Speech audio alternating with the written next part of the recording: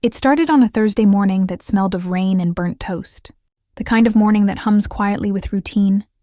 The clink of a spoon, the low murmur of the news, the comfort of a life that feels known. Daniel had left early as usual. He always left early. Back-to-back meetings, he'd said the night before, giving me that distracted smile that had become more habit than affection. But that morning, he'd forgotten something. His phone, sitting face up on the kitchen counter beside his half-drunk coffee. It buzzed once, then again. The sound was sharp against the soft patter of rain on the window. I wiped my hands on a towel and reached for it, intending to silence the screen. But the name flashing under the message preview stopped me cold. Lila. My best friend. For a moment, my mind refused to make sense of it. Lila and I had known each other since college, shared dorm rooms, heartbreaks, and hangovers. She'd stood beside me as maid of honor at our wedding, her speech so full of warmth that even Daniel had teared up. The phone buzzed again. My heart beat louder than the rain as I stared at the message. You left your cufflink in my bed again. The room tilted slightly. My hand trembled, and I gripped the counter to steady myself. Surely it was a joke. Some kind of inside reference I didn't understand. Daniel wouldn't. He couldn't. But curiosity and dread are twin flames. And once one is lit, the other burns beside it. I swiped the screen open before I could talk myself out of it. The thread unfurled like a wound. Last night was dangerous. You smelled like her perfume. Don't forget our little secret. Her words. His replies. My marriage laid bare in blue and gray bubbles. I couldn't breathe. My fingers went numb. I dropped the phone onto the marble counter, the sound echoing through the quiet kitchen. Across the room, our wedding photo hung above the mantel. Daniel in his navy suit, me in ivory lace. He was smiling at me the way he used to, his arm tight around my waist, as if I were his entire world. I had once believed that photo captured forever. Now it just mocked me. The coffee had gone cold. The rain outside grew heavier, streaking the glass like tears I hadn't yet allowed myself to cry. I stood there for what felt like hours, frozen between denial and revelation. The world had tilted, and I was suspended in its cruel new gravity. When Daniel returned home that night, he kissed my cheek as though nothing had changed. He asked about dinner. He talked about traffic. He mentioned Lila casually. She called earlier, wanted my advice about a client. I smiled, because that's what I'd always done.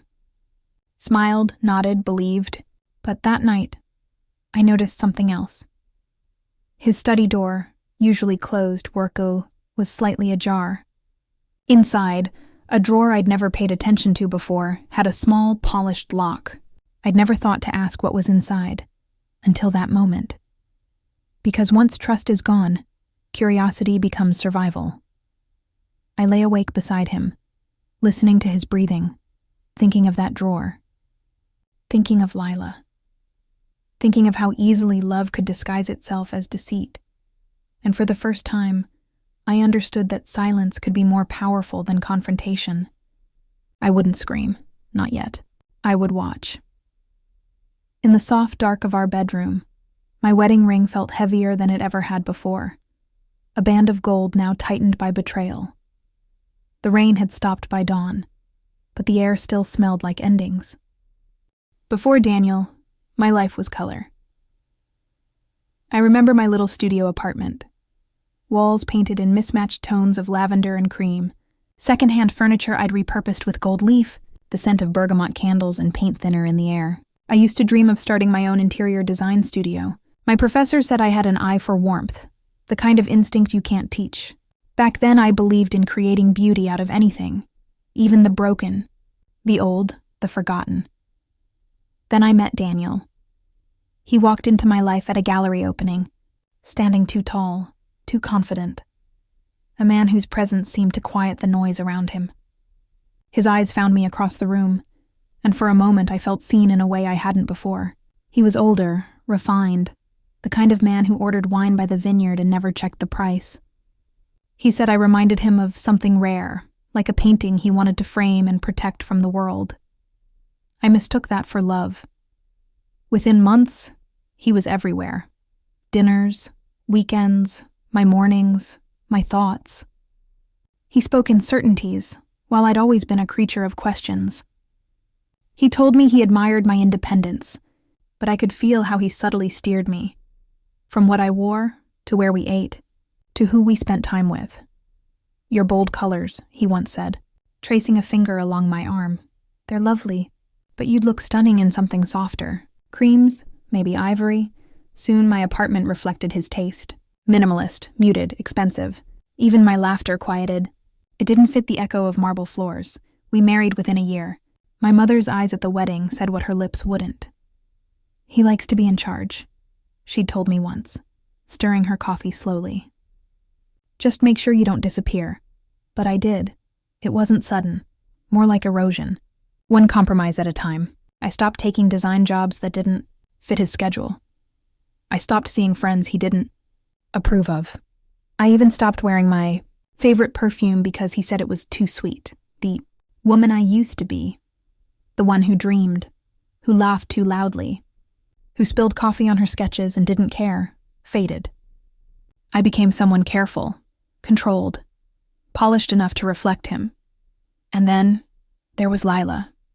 She arrived 2 years later like a rush of color into our beige world. My best friend from college. Spontaneous, magnetic, the kind of woman who spoke her mind even when it hurt. Daniel liked her instantly, which surprised me. They were opposites. She was chaos, he was order. But somehow that made sense. She amused him, challenged him in ways I no longer did. At first I was happy. I'd missed her. She'd been there through every heartbreak before Daniel, and she'd cheered the loudest at our wedding. When she started joining us for dinners, I felt lucky, as if 2 worlds I loved had finally merged. But there were moments that stung, even if I brushed them off. The way Daniel leaned forward when she spoke. The way her laugh filled the spaces I'd learned to keep silent. Once at a dinner party, he said to her, "You have such presence, Lila. You should teach my wife how to own a room like that." He'd meant it as a joke. Everyone laughed. I laughed too, but it hollowed something inside me. There were late nights when he'd text her about work ideas. A weekend trip he claimed was for business. But he came home smelling of her perfume, Lila's favorite, amber and vanilla. When I teased him about it, he laughed, saying she'd hugged him goodbye too tightly at some event. I told myself not to be jealous. After all, she was my best friend. That's the thing about slow betrayals. They don't arrive with thunder. They creep in softly, disguised as normal moments. A glance, a secret shared in your presence, a dinner that feels like a triangle when it should be a pair. Looking back now, the signs were glaring. But I didn't want to see them. Seeing them meant admitting I'd built my entire life on someone else's illusion of love. Daniel called it caring. But his care had always been a form of quiet erasure, a gentle, elegant control that made me feel safe while hollowing me out. And Lila. She was everything I used to be. Maybe that's why he wanted her. Or maybe that's why I couldn't blame her at first. In some twisted way, I understood the attraction. Still, I remember the day I stopped fighting the quiet and started listening to it. That morning when his phone buzzed on the counter, when I saw her name, it wasn't just the messages that broke me. It was realizing that the person he betrayed wasn't even me anymore. The real me had been gone for years. All that remained was the shell he'd shaped. The woman who loved too carefully, who trusted too easily, and who mistook control for devotion. But that morning changed everything. It cracked the silence wide open, and for the first time in years, I could hear my own thoughts again, and they were screaming. I remember the way the house felt that night. Too still, too quiet, like the silence was listening. The clock in the hallway ticked softly, a slow, cruel rhythm marking every second I couldn't sleep. I lay in bed staring at the ceiling, Daniel's even breathing beside me sounding almost rehearsed. Every exhale from him felt like mockery, as if he were peacefully dreaming while my mind tore itself apart. It had been 3 nights since I found the messages. 3 nights since I read my name written in his phone beside hers, not as a wife, but as a problem. "She's starting to suspect," Lila had written. "Just be careful." And Daniel's reply, "Don't worry. She never looks too closely." Those words lived behind my eyelids. I saw them even when I blinked. I tried everything. Deep breaths, counting backward, even praying. But the image of their conversation sat in my mind like a wound that wouldn't close. At 2 a.m., I got up. My body moved before my mind agreed to it. Bare feet against the cold hardwood, my robe wrapped tight, I walked down the hall toward his study. That room had always been his sanctuary, a place I wasn't supposed to touch. He'd told me once, almost jokingly, "You'd just mess it up in there with your candles and clutter." So I stayed away.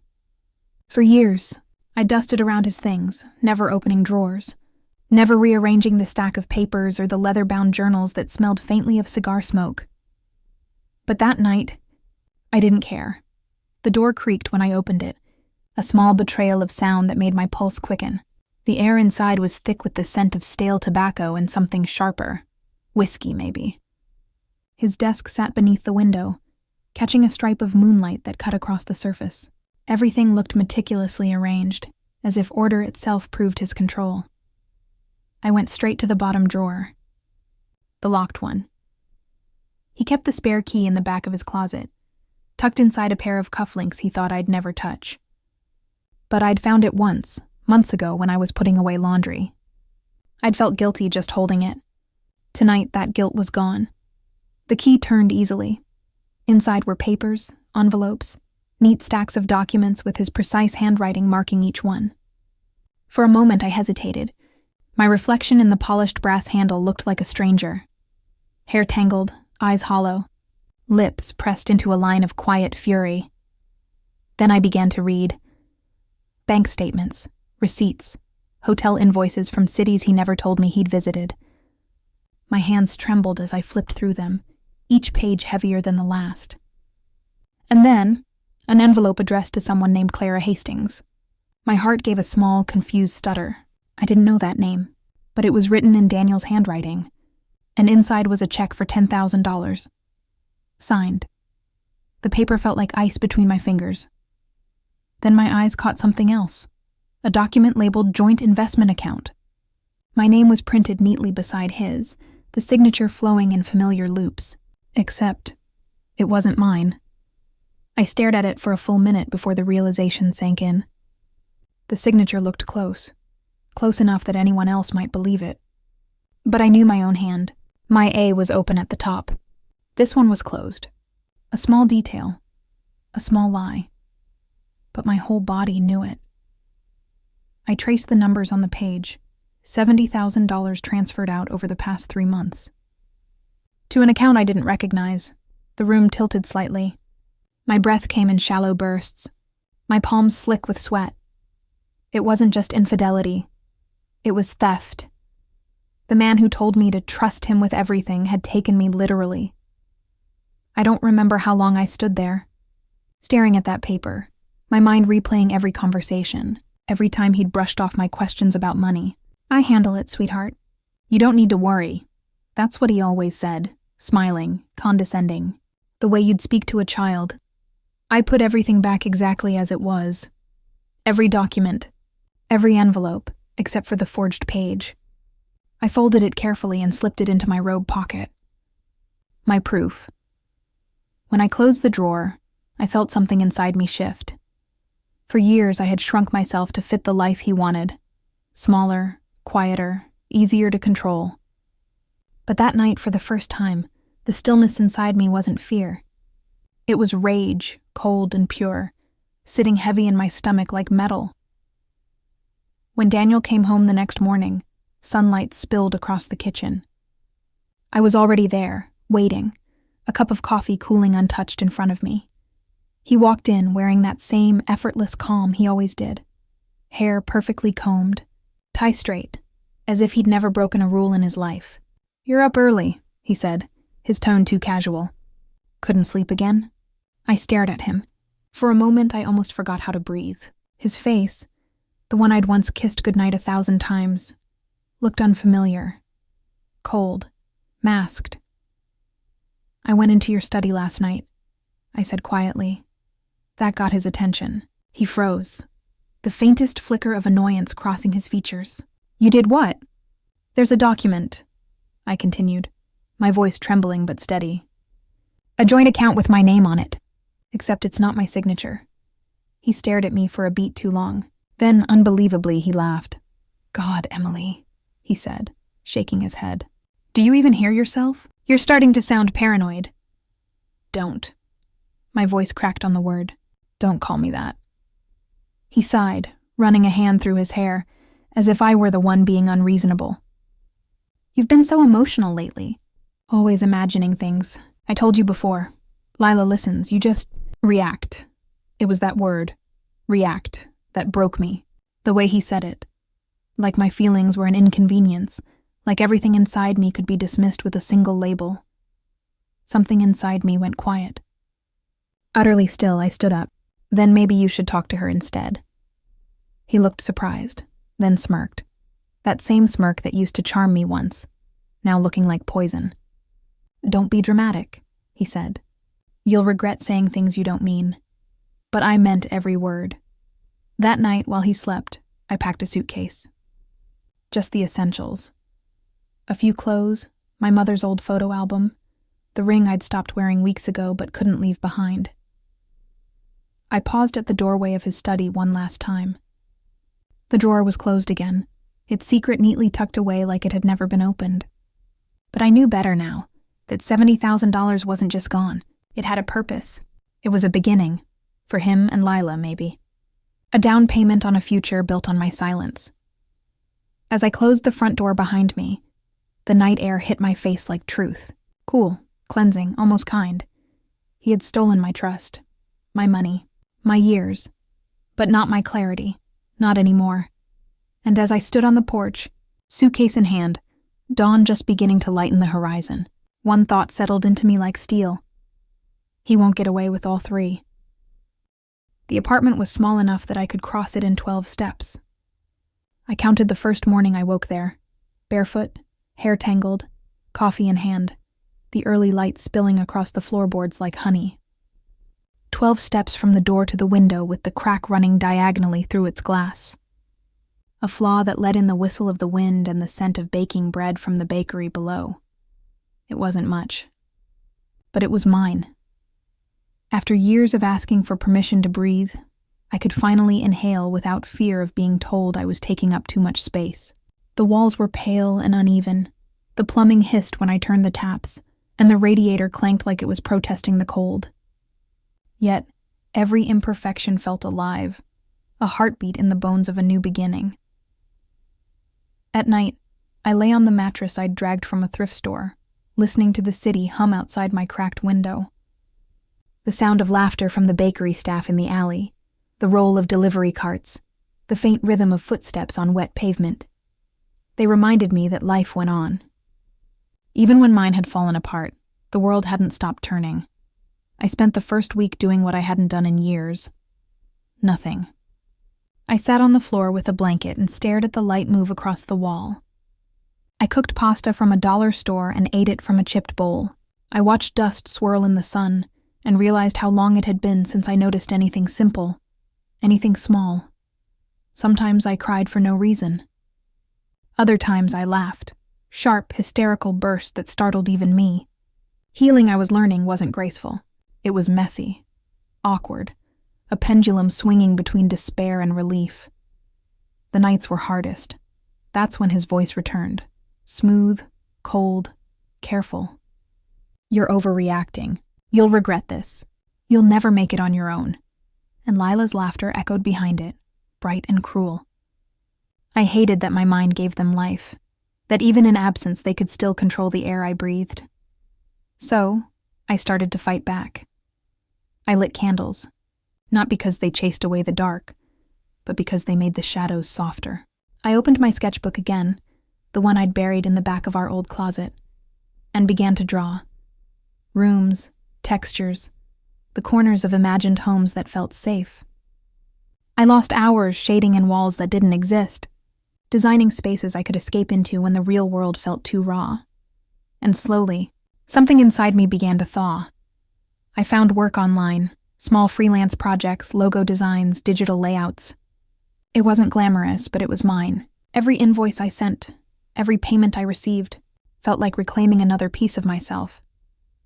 I even sold the jewelry Daniel had given me, the diamond necklace he bought after one of his cruelest fights. The pearl earrings he used to say made me look elegant enough to be quiet. Each sale felt like cutting away another thread of the web he'd spun around me. I kept the wedding ring, though. Not out of sentiment, but symbolism. It sat on the windowsill, catching the morning light, reminding me of everything I'd survived.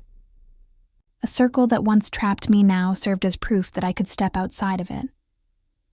It was on one of those quiet mornings, the kind that smelled of coffee and cinnamon rolls from downstairs, that I decided to sort through the papers I'd taken from his drawer. I spread them across the floor, statements, receipts, letters, the remains of our marriage laid out like evidence at a crime scene. That's when I found it, a single transfer slip with my name printed neatly at the top.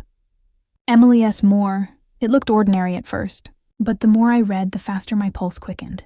The account number listed wasn't one I recognized. I logged into the old banking portal, fingers trembling slightly, expecting nothing. Then, the screen blinked, and there it was. A balance of $70,000. For a moment, I just stared. My throat went tight, my eyes stung. The world seemed to narrow around that single number glowing on my screen. My money. The same money he'd moved out of our joint account without my consent. Somehow, in his arrogance or carelessness, Daniel had forgotten to close this one, hidden in plain sight. It felt like finding a heartbeat after thinking something was dead. I didn't cry. Not at first. I laughed. A small, incredulous sound that broke out of me before I could stop it. Not because of the money itself, but because it meant he hadn't taken everything. He'd tried, had to erase me, to leave me hollow and dependent. But here was proof that a part of me still existed. That life had left me with a way out. That night, I sat at the little kitchen table with my laptop open and began to learn about budgets, about investments, about interest rates and credit scores. All the things Daniel used to say were too complicated for me to understand. His voice echoed in my head as I clicked through article after article. "You're too emotional for numbers. That's my department, sweetheart," I whispered to myself. Not anymore. Each line of text, each concept I mastered, felt like reclaiming another inch of territory he'd stolen. I opened a new savings account, moved the money, made a spreadsheet. I even bought a secondhand finance book with a coffee stain on the cover and read it every night before bed. It wasn't about wealth. It was about control, about the quiet, deliberate rebuilding of a self that had been dismantled piece by piece. As weeks passed, my reflection began to change. I noticed it one morning as I was brushing my teeth, the way my shoulders no longer curved inward, the way my eyes looked steadier, less afraid. Healing didn't look like triumph. It looked like getting out of bed even when the memories screamed at you to stay under the covers. It looked like choosing to make breakfast instead of checking his social media. It looked like painting your nails a color he would have hated, red, and not apologizing for it. One afternoon, as I stood by the cracked window watching the snowfall gather on the ledge, I realized I wasn't waiting for him anymore. Not for his apology, not for his approval, not for closure that would never come. The bakery below turned on its radio, an old love song I used to hum while cooking. It should have hurt. Instead, I smiled. The words that once made me ache now sounded like freedom. That night, I moved the ring from the windowsill to a box under my bed. I didn't need it watching me anymore. The apartment with the cracked window became my sanctuary. Its imperfections mirrored my own, but there was beauty in that, in the way broken things could still hold light. And every morning, when the scent of sugar rose through the floorboards and the world began again, I reminded myself he may have stolen my past, but my future, that belonged entirely to me. The check cleared on a quiet Monday morning. The same kind of morning that used to belong to him, to his schedules, his clients, his control. But this one was mine. $70,000 sat in my account, real and solid, like the first deep breath after surfacing from a long dive. I didn't see it as money. I saw it as freedom, as proof that I could build something from the ashes of what he burned. For days, I sat by the cracked window of my apartment, the one that whistled whenever the wind blew, sketching ideas on sheets of recycled paper. At first, I didn't even know what I was building. I just knew I wanted it to matter. And then it came to me. Home. I wanted to design spaces that felt safe for women like me. Women who had lost something, someone, or themselves. Women who were starting over. I named it Haven Restorations. The first client came through a friend of a friend, a middle-aged woman named Carol who was finalizing her divorce after 30 years of marriage. Her house was half empty, half haunted. "I don't want to erase the past," she said, standing in the middle of her faded living room, "but I don't want to live inside it anymore." Her words hit something deep in me. I knew exactly what that meant. The desire to reclaim space, not erase it. I poured everything I had into her home. Soft blues, open light, furniture that felt warm instead of perfect. We repainted the walls together while she told me stories of the woman she used to be before her husband's anger turned into silence. When it was done, she cried. Not from sadness, but from release. And when she hugged me, whispering, "You gave me myself back," I realized I had done the same for me. That was the moment Haven Restorations was truly born. Word spread quietly at first. Women referred other women, mothers, sisters, friends. Each story carried a different kind of grief, but the same thread of resilience ran through them all. I worked long hours, sometimes late into the night, sanding old floors, choosing fabrics, sketching layouts. Every nail, every brushstroke, every decision was an act of reclamation, mine and theirs. Within 6 months, I had enough clients to hire 2 assistants. I upgraded my apartment, though I kept the cracked window pane as a reminder of where I began. The bakery owner downstairs started leaving fresh pastries at my door with handwritten notes that said things like, "To the woman. Building dreams again." The local paper wrote an article titled Haven Restorations, Healing Through Design. They took my photo, beside a wall I'd painted in pale rose, a color that symbolized rebirth. My hands were speckled with paint. I didn't bother to hide it. For the first time, my name, Emily Moore, stood alone. No husband, no shadow, just me. And then, as if the universe wanted to mark the shift, I heard about him again. A mutual friend, one of Daniel's old colleagues, mentioned his name over coffee. "Did you know his company's under audit?" she asked casually. "The IRS is investigating one of his accounts. Some forged signatures, missing funds. Sounds messy." I stirred my drink slowly. My reflection rippled in the dark surface. "That's so," I said, keeping my voice steady. She nodded. "Lila's been posting vague stuff online. Sad quotes, cryptic captions. I think things aren't great between them." For a moment, the old ache stirred. That familiar mix of betrayal and humiliation. But it didn't last. What replaced it wasn't revenge. It was calm, because I didn't need to imagine karma. It was already at work. 2 weeks later, I received an envelope in the mail, thick, formal, and sealed with the emblem of a law firm. At first, I thought it was a business document for one of my clients. But when I tore it open, my hands froze. It wasn't for me. It was for him. Daniel. His accountant had sent it to my address by mistake. Our old address. Still registered in my name. Inside were statements about fraudulent transactions tied to his business. Transfers, signatures, one, in particular made my pulse quicken. Name. The same forged signature I had discovered. In his drawer months ago, attached was a legal notice. A request for a witness to verify his innocence. He had listed me as if I would protect him, as if I were still the woman who once defended his cruelty because love had made me blind. I set the papers down slowly. My hands trembled, not with fear this time, but with clarity. My silence had been his armor. My forgiveness, his escape route, and for the first time I realized that my voice, the one he'd spent years softening, could be his undoing. That night, I didn't sleep. I made tea, sat at my desk, and spread out every piece of proof I had kept. The text messages, the bank statements, the forged documents, even the notes from the lawyer's envelope. The pile of evidence looked almost innocent under the lamp's glow. But to me, it was years of gaslighting, deceit, and control captured on paper. I thought of the nights I'd stared at the ceiling in that cracked window apartment, wondering how to rebuild. Now I had the answer, not through revenge, but through truth. When I met with the IRS investigator the following week, my voice didn't waver.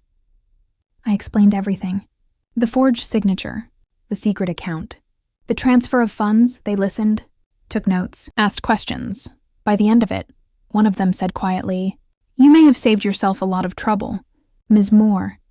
He was planning to use your name to shield himself." I walked out of that office lighter than I'd felt in years. Outside, the sun caught the edge of a skyscraper and flashed across my face like a blessing. I thought about how Daniel used to tell me I wasn't built for confrontation. That I took things too.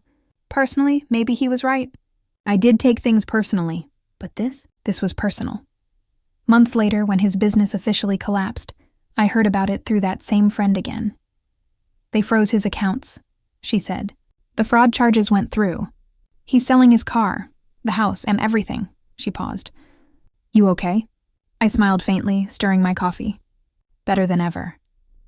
Lila, I learned, had vanished from his life long before that. She'd left him when the money started drying up. Poetic, in a way. She took the same escape route I once used, only hers came without dignity. I didn't feel the satisfaction I thought I would. Instead, I felt peace.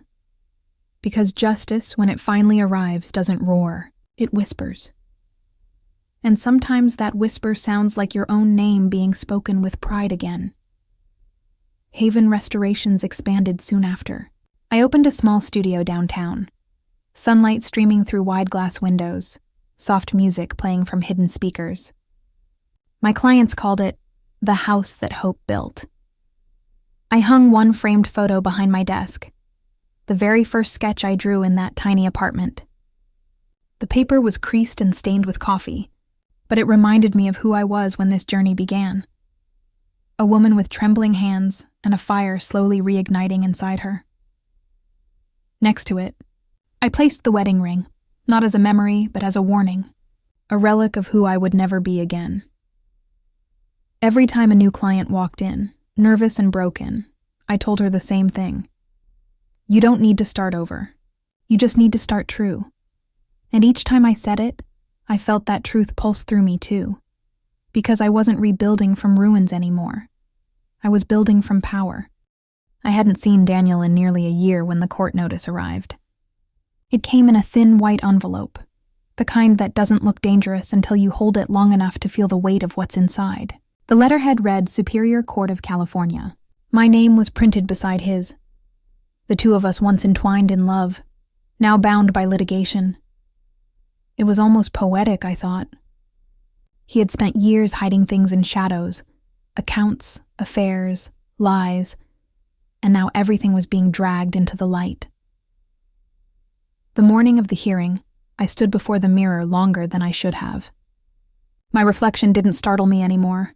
The woman staring back wasn't the trembling wife who once begged for explanations. My hair was longer now, darker, my eyes steadier. The silk blouse I chose was soft gray, calm, neutral, a color that whispered rather than screamed. I fastened the gold bracelet my mother had given me years ago. One Daniel had once called too old-fashioned. That was reason enough to wear it. I drove to the courthouse in silence. The city was draped in that thin morning haze that makes everything look both distant and close at once. The streets blurred past, and all I could think of was how strange it felt to return. Not as a wife clinging to dignity, but as a woman reclaiming truth. When I walked through the courthouse doors, the smell hit me first. Old wood, paper, and faint disinfectant. A smell of endings and reckonings. He was already there. Daniel stood near the defense table, adjusting his tie the way he always did when he was nervous. A small, repetitive tug. His suit was perfectly pressed, but the man wearing it looked smaller than I remembered. He turned slightly, eyes catching mine for the briefest second. For a heartbeat, it was as if time folded back. The years of laughter, of late-night confessions, of love that once felt eternal. But then, as quickly as it came, the illusion shattered. Behind him, Lila sat in the gallery, shoulders hunched, her hair no longer the effortless gold he'd once adored. She looked ordinary. Maybe that was what time did to illusions. It stripped away the gloss until only truth remained. My attorney leaned close and whispered, "You ready?" I nodded. More than ever. When the judge entered, everyone stood. The sound of chairs scraping the floor echoed like thunder in my chest. The proceedings began, formal and distant. But when my name was called, the air shifted. The courtroom fell quiet. I took the stand. The microphone hummed softly as I adjusted it. My fingers brushed the edge of the wood railing. Smooth, polished, grounding. "State your full name," the clerk instructed. I did. My voice didn't waver. The prosecutor began gently, guiding me through the sequence of events. The forged documents, the withdrawals, the emails that connected Daniel to the fraudulent account, the same one he'd used my signature to access. I explained how I'd discovered it all after the divorce, how the paper trail led straight back to him. Then came the exhibits. Each document was displayed on the screen like a confession written in ink. My signature, copied with mechanical precision. The transactions timed perfectly with his business expenses. The messages where he assured me everything was fine. At one point, his lawyer objected, claiming the evidence was circumstantial. The judge overruled him. Truth doesn't need a defense when it's been earned through pain. When it was Daniel's turn to be questioned, he looked at me only once, and even then, his eyes were hollow. He said he didn't remember signing anything. He said there must have been a mix-up, that maybe an assistant handled it. His voice carried that same charm that once melted my resistance, but I saw through it now. I saw the cracks in his tone, the tremor he tried to hide. The courtroom watched as the mask slipped, inch by inch. Then his lawyer tried a different tactic, to discredit me. "She has motive, Your Honor," he said smoothly. "A disgruntled ex-wife seeking revenge, emotional instability, financial resentment." I interrupted before he could finish.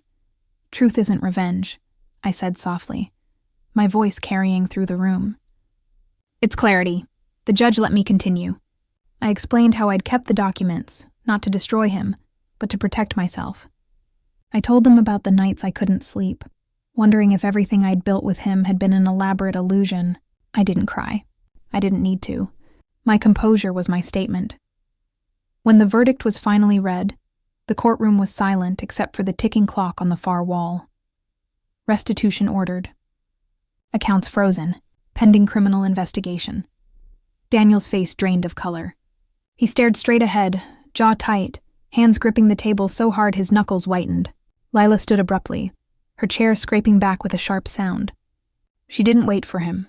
She just walked out, head down, tears slipping silently. He didn't follow. It was over. Outside, the afternoon sunlight felt too bright, almost unreal. Reporters lingered near the steps, murmuring names, snapping photos. I didn't stop. I just kept walking, heels clicking against the stone, each step echoing like punctuation.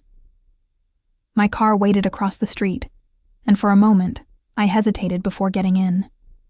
My heart wasn't racing.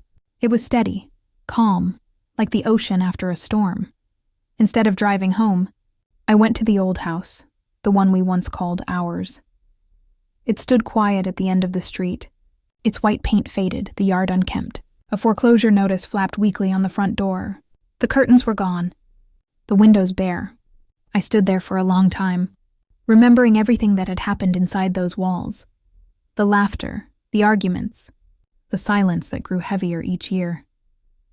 The porch boards creaked beneath my feet as I stepped up. I reached into my bag and pulled out the small velvet pouch I'd carried all day. Inside was my wedding ring, simple, gold, engraved with "Forever starts here." Forever had started there, yes. But it had also ended there. I placed the ring on the railing, not as a gesture of bitterness, but of release. It caught the last glint of sunlight before I turned away. As I walked back to my car, the wind lifted my hair, cool and wild. I rolled the windows down and started driving with no destination in mind. Just movement. Just air. For the first time in years, I wasn't thinking about what had been taken from me, but what I had reclaimed. Freedom. My name. My truth. In the rearview mirror, the house grew smaller until it disappeared completely. Ahead, the horizon stretched wide and endless, glowing gold in the late afternoon sun. And somewhere deep inside me, I felt it, the quiet peace that comes not from vengeance, but from finally stepping out of the glass house of lies and into the open air of honesty. I smiled then, not because I'd won, but because I had survived, and that I realized was the truest kind of victory there is.